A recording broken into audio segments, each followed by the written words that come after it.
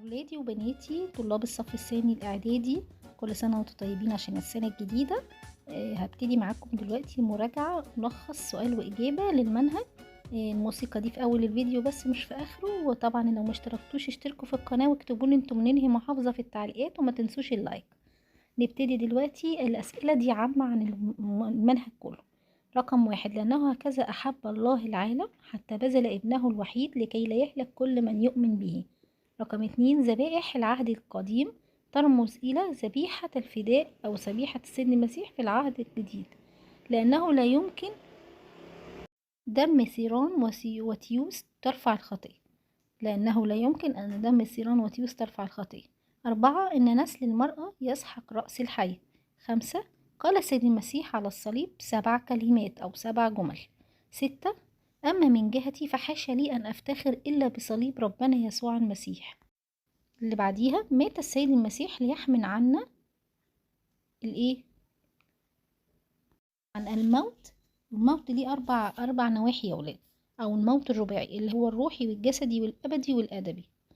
8: بدون سفك دم لا تحصل مغفرة. أنا بقول لكم السؤال والإجابة على طول عشان مفيش وقت، عشان تراجعوا بسرعة وتراجعوا أكبر قدر ممكن. وبعد المراجعة الملخص ده هتلاقوا الامتحانين اللي موجودين في الكتاب المدرسي، نماذج عن امتحانات الوحدة الأولى، هتلاقوها محلولة في آخر الفيديو برضو. بعد كده: يا أبتاه اغفر لهم لأنهم لا يعلمون ماذا يفعلون. 10: مجيء الرب ليدين المسكونة بالعدل، أو يدين البشرية بالعدل. 11: هدف المجيء الأول خلاص، بينما هدف المجيء الثاني الدينونة. الأول للخلاص والتاني للدينونة. من أمثلة المجيء الثاني في الكتاب المقدس الوزنات والعذارى الحاكمات. السؤال اللي بعد كده يا شباب: هل عذراء تحبل وتلد ابنا وتدعو اسمه عمانوئيل؟ دي في نبوءة أشعياء على فكرة. بعد كده هنقول الأسئلة اللي جاية صح وغلط. أنا هعلمكم تعملوا مع التصحيح، فانتوا تاخدوا بالكم عشان دي بيبقى عليها نص الدرجة. مع التصحيح ولا مش مع التصحيح؟ لو مع التصحيح وبتحلوا في ورقة إجابة خارجية، بتكتبوا رقم السؤال صح ولا غلط جنبيها وتكتبوا التصحيح. نشوف مع بعض. رقم 1 بيقول التجسد لا يجعل الله محدودا. صح ولا غلط؟ طبعا صح. كانت التوبة في العهد القديم لا تكفي للخلاص الإنسان. صح. صح ولا غلط؟ الملاك يصلح للفداء البشري. طبعا غلط لأن الملاك محدود. بالتجسد صرنا شركاء الطبيعة الإلهية. صح. التجسد والفداء جعلنا منفصلين عن الله. لا غلط طبعا. أهداف التجسد الذي أن يبذل الآب ذاته لخلاص البشرية. صح. قد أكمل معناها بداية الفداء. غلط، لأنه قد أكمل ده معناها أن الفداء خلاص تم. كان الصلب أو الصليب قديما رمزا للعنة. صح. هل السلام على الأرض بعد خطية آدم وحواء؟ لا طبعا، محلش السلام على الأرض بعد الخطية. المجيء الأول هدفه أن الله يدين المسكونة بالعدل. هو المجيء الأول هدفه التبشير، أو هدفه زي ما قلنا، لو لاحظنا هجيبه لكم يا ولاد فوق. احنا قلنا قبل كده ان المجيء الأول هدفه الخلاص. تمام. طيب بعد كده سيأتي الله في المجيء الثاني في صورة إنسان متواضع. لا طبعا في صورة الديان. مكافأة الأشرار رثوا الملكوت المعد لكم منذ أساس العالم. لا مكافأة الأبرار طبعا. لم يغفر المسيح للذين صلبوه. لا طبعا غفر. قال لا اغفر لهم لأنهم لا يعلمون ماذا يفعلون، من أحد الكلمات السبعة لسيدنا المسيح على الصليب. اهتم المسيح بأمه العذراء على الصليب. طبعا اهتم بيها لما قال ليوحنا هوذا أمك، عشان تهتم بيها. ومن هذه اللحظة أخذها يوحنا لبيته واهتم بيها. طبعا ده كان صورة من صور اهتمام سيد المسيح اللي علمها لنا على الصليب. أسئلة صح وغلط تاني. عندما مشى سيد المسيح على الماء كان تلاميذه يمشون معه؟ لا طبعا، هو كانوا تلاميذه بالمركب، وبعد كده قال لبطرس تعالى إلي. السيد المسيح له سلطان على الطبيعة فقط؟ غلط، هو السيد المسيح له سلطان على كل شيء أو كل الكون. كانت السامرية سبب في إيمان الكثيرين من أهل السامرة. صح، لأنها رجعت بعد المعجزة أو بعد ما قابلت السيد المسيح عند بئر يعقوب وقالت لهم تعالوا وانظروا إنسان قال لي كل ما فعلت. بعد كده رقم 4: عندما شاهد الرب يسوع نعش ابن أرملة نايين تحنن عليها وأعطاها مبلغا من الماء. طبعا غلط، أقام ابنه. بعد كده صعد زكا فوق مبنى ليرى سيد المسيح. لا طبعا فوق شجرة. رقم 6، تعجبت السامرية من طلب السيد المسيح لأنها تعلم أنه يهودي ولا يعاملون السامريين صح، لأن كان في عداوة بينهم السامريين واليهوديين. التجسد، بعد كده النقطة اللي بعديها، التجسد لا يجعل الله محدودا صح. أقام الرب يسوع ابن أرملة نايين وهو في القبر 4 أيام، لا ده لعازر. بعد كده الذبائح التي أمرت بها شريعة موسى في العهد القديم كانت ترمز لسيد المسيح صح. رقم 10، أعطى زكى كل أمواله للمساكين، لا أعطى نصف أمواله للمساكين، خلي بالنا يا ولاد. بعد كده من القائل ولمن قيلت يا رب نجني؟ مين اللي قالها بطرس وقالها للسيد المسيح.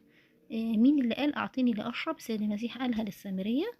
ممكن ازود لكم ايه هي المناسبة عشان لو جات لكم من قال ولمن قيلت وما المناسبة. اول واحدة لما قال بطرس لسيد المسيح يا رب نجيني لما كان ماشي على المية وكان هيغرق، اعطيني لاشرب، قالها سيد المسيح للسامرية عند بئر يعقوب.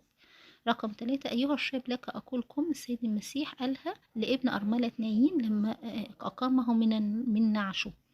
رقم 4، اخرج من سفينتي لاني انسان خاطئ، قالها بطرس للسيد المسيح عندما رأى معجزة صيد السمك الكثير. ثقوا انا هو لا تخافوا، السيد المسيح قالها للتلاميذ. وقالها امتى يا شباب؟ تمام، برافو عليكم، انا هو لا تخافوا لما ظهر لهم وهم في العلية. طيب بعد كده هنقول وضح أسئلة مقالية. وضح صفات الفادي. طبعا يكون طاهر قدوس بلا خطية، لازم يكون إنسان عشان يموت يموت بإرادته، حي وأبدي ملوش غير محدود. تمام. وفي حاجات تاني كتير بس احنا ممكن نكتب الصفات دي.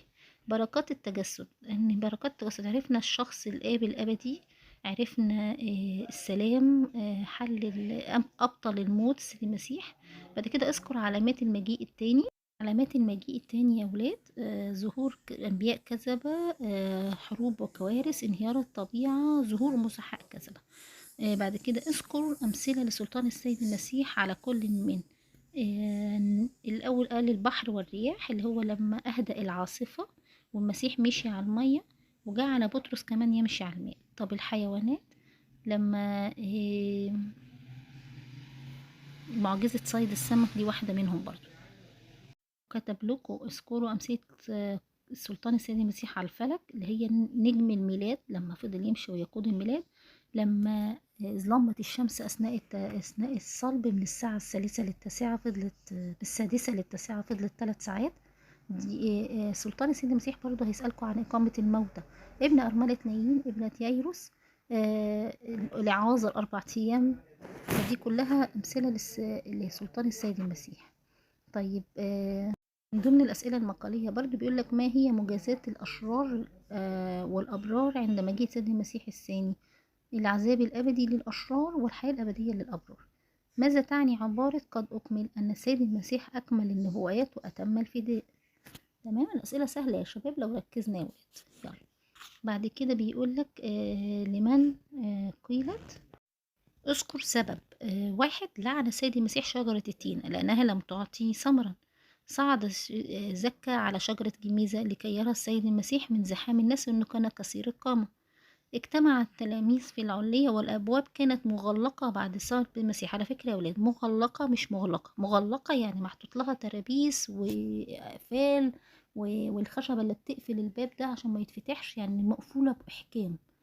ليه بقى؟ كانوا خوفا من السيد المسيح. وعلى فكرة دي أحد قدرات السيد المسيح إنه دخل المكان والأبواب مغلقة، مش اتفتح الباب، لا دي كمان كانت متربسة. رقم 6، اذكر سببا من مجيء الثاني ليدين المسكونة بالعدل. تعجبت السامرية من طلب السيد المسيح. اذكر سبب، لأن اليهود كانوا لا يعاملون السامريين، لا دي كان في كمان عداوة بينهم، فازاي واحد يهودي يجي يقول لها اديني لأشرب؟ دي كان من أحد الأسباب. طيب مجموعة أسئلة تاني ونركز فيها، قربنا نخلص خلاص يا شباب. الأسئلة اللي بعد كده، ما هي علامات المجيء الثاني؟ حدوث حروب، ولسه قايلينها يا ولاد بس الأسئلة بتعيد نفسها. حدوث حروب وكوارث، ظهور أنبياء كذبة، ظهور مسحاء كذبة، انهيار الطبيعة. ماذا نتعلم من السيد المسيح على الصليب؟ نتعلم الاتضاع، الطاعة، الاحتمال، الصبر، الغفران، الاهتمام بالآخرين زي ما اهتم بأمه. ما معنى كلمة قد أكمل؟ أن السيد المسيح قد أكمل النبوءات وأتم الفداء. ما هي مواصفات الفادي؟ قلناها برضو. طاهر قدوس بلا خطية، قدرته غير المحدودة، وإنسان ويموت بإرادته وغير محدود أبدي. دي المحفوظات من إنجيل يوحنا يا ولاد. طبعا احنا كلنا حافظينها، انتوا ممكن تراجعوها أو نشوفها في الامتحانات اللي موجودة في آخر الفيديو، اللي هي نموذجين عن الوحدة عن الفصل الدراسي. طيب تعالوا نكمل. أنا هقول الآية على طول أو هقول الإكمل وانتوا بصوا معايا في الفيديو وهو شغال. الرب يسوع جعل بطرس يمشي على الماء. تقابل الرب يسوع مع السامرية عند طبعا بئر يعقوب. أعطى نقط نصف أمواله للمساكين، دليل على توبته وزكى. اختار السيد المسيح أن يموت طبعا مصلوبا. تنبأ نقط عن نبي عن ميلاد السيد المسيح وهو أشعياء. اجتمع التلاميذ في العلية والأبواب مغلقة لخوفهم من اليهود. قال السيد المسيح على الصليب 7 كلمات. كان لعازر له أختان مريم ومرسى. الله السرمدي تعني أزلي أبدي.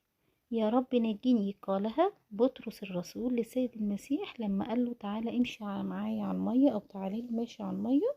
فمشي فيها وبعد كده وهو ماشي بشوية حس انه هيغرق، فقال يا رب نجيني، مد ايده ربنا ومسكه. طيب مجموعة الأسئلة اللي بعد كده يلا. هتكون عبارة عن نماذج امتحانات على الفصل الدراسي الأول اللي موجودة في آخر الكتاب المدرسي. هحتاجكم توقفوا الفيديو تحلوها، وبعد كل امتحان هتلاقوا الحل النموذجي بتاعه. ما تنسوش يا شباب لو ما اشتركتوش في القناة اشتركوا عشان نكمل دعم المواد أو تدعموا المحتوى الديني وشرح الدروس الدينية. شكرا ليكم واشوفكم في فيديو تاني بالنجاح والتوفيق. متنسوش تكتبولي انتوا منين هي محافظة، وطمنوني اخباركم ايه لو بعد ما تمتحنوا، ولو في سؤال واقف قدامكم اكتبولي في التعليقات وانا هرد عليكم على طول. سلام يا شباب، وبالتوفيق والنجاح. كانت معاكم ميس رشا. باي باي.